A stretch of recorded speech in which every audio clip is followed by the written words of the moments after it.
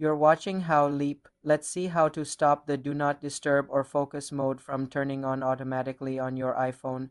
Open the Settings app and tap Focus. You will see a list of your focus modes like Do Not Disturb, Sleep, Work, or Driving. Tap on the specific focus that is turning on without your permission, such as Do Not Disturb on its settings page. Look for the Turn on Automatically section.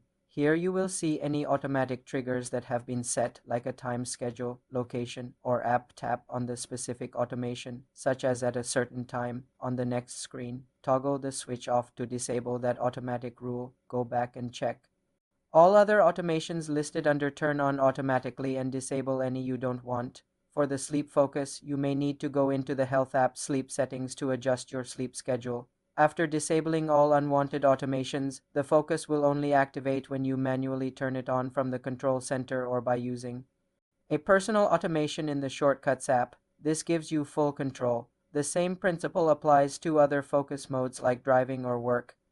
Check their individual settings for automatic triggers. For more simple iPhone settings tutorials, subscribe to the channel.